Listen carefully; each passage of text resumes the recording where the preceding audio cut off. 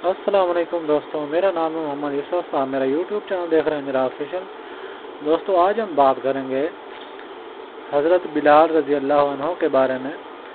دوستوں، آگے بڑھنے سے پہلے گزارش ہے کہ آپ ہمارے چینل کو سبسکرائب کر دیں تاکہ ہماری ہر نئی آنے والی ویڈیو کا نوٹیفیکیشن آپ کو ملتا رہے۔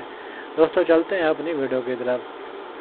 مؤذنوں کے سردار حضرت بلال حبشی رضی اللہ تعالیٰ عنہ، آپ رضی اللہ عنہ کا نام بلال، کنیت ابو عبداللہ، والد کا نام رباح اور والدہ کا نام حمامہ تھا۔ آپ رضی اللہ عنہ حبشی نژاد غلام تھے۔ آپ رضی اللہ عنہ مکہ میں پیدا ہوئے۔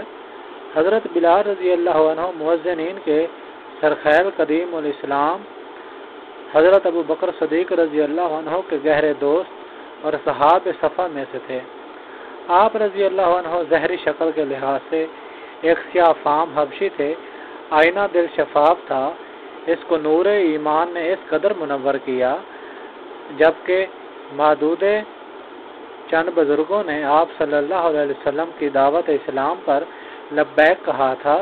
اسلام لانے کی پاداش میں آپ رضی اللہ عنہ کو تپتی ہوئی ریت، جلتے ہوئے سنگریزوں اور دہکتے ہوئے انگاروں پر لٹایا گیا تاکہ وہ اپنی رائے بدلیں، لیکن ان تمام روح فرسا آزمائشوں کے باوجود آپ رضی اللہ عنہ نے توحید و آزادی رائے کی مضبوطی رسی کو ہاتھ سے نہ چھوڑا۔ ایک روز حضرت بلال رضی اللہ عنہ حسب معمول مشق ستم بنائے جا رہے تھے۔ حضرت ابو بکر رضی اللہ عنہ اس طرف سے گزرے اور ایک عبرتناک منظر دیکھ کر آپ رضی اللہ عنہ کا دل بھر آیا۔ آپ رضی اللہ عنہ نے ایک گراں قدر رقم معاوضے میں دے کر حضرت بلال رضی اللہ عنہ کو آزاد کر دیا۔ حضرت صلی اللہ علیہ وسلم نے جب یہ سنا تو فرمایا، ابو بکر، تم مجھے اس میں شریک نہیں کرو گے؟ عرض کیا، یا رسول اللہ، میں آزاد کرا چکا ہوں۔ حضرت جابر رضی اللہ عنہ سے مروی ہے، حضرت عمر فاروق رضی اللہ عنہ نے فرمایا کرتے تھے، ابو بکر رضی اللہ عنہ ہمارے سردار ہیں اور انہوں نے ہمارے سردار یعنی بلال کو آزاد کیا۔ حضرت بلال رضی اللہ عنہ مکہ مکرمہ سے ہجرت کر کے مدینہ منورہ پہنچے تو آپ صلی اللہ علیہ وسلم نے ان کے اور عبیدہ بن حارث رضی اللہ عنہ کے درمیان ایک روایت میں ابو عبیدہ بن الجرح کے درمیان مواخات کرائی۔ حضرت بلال رضی اللہ عنہ سب سے پہلے وہ بزرگ ہیں جو اذان دینے پر مامور ہوئے۔ آپ رضی اللہ عنہ کی آواز نہایت بلند و بالا اور دلکش تھی۔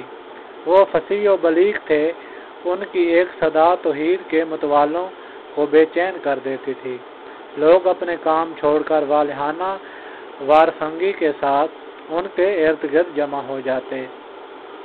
حضرت بلال رضی اللہ عنہ سفر و حضر میں ہر موقع پر رسول اللہ صلی اللہ علیہ وسلم کے مؤذن خاص، آپ کے اہل و عیال کے نان و نفقہ کے نگران اور آپ صلی اللہ علیہ وسلم کے خزانچی تھے۔ عیدین و استسقاء کی نمازوں میں بلال رضی اللہ عنہ آپ صلی اللہ علیہ وسلم کے آگے لاٹھی لے کر چلتے۔ راستہ میں کوئی پتھر ہوتا تو اس کو لاٹھی سے ہٹا دیتے۔ سامنے سے آنے والوں پر نظر رکھتے تاکہ کہیں سامنے سے کوئی دشمن نہ آ جائے اور آپ صلی اللہ علیہ وسلم کو کوئی تکلیف پہنچے۔ حضرت بلال رضی اللہ عنہ غزوات بدر، احد، خندق اور تمام مشاہد میں رسول اللہ صلی اللہ علیہ وسلم کے ساتھ حاضر رہے۔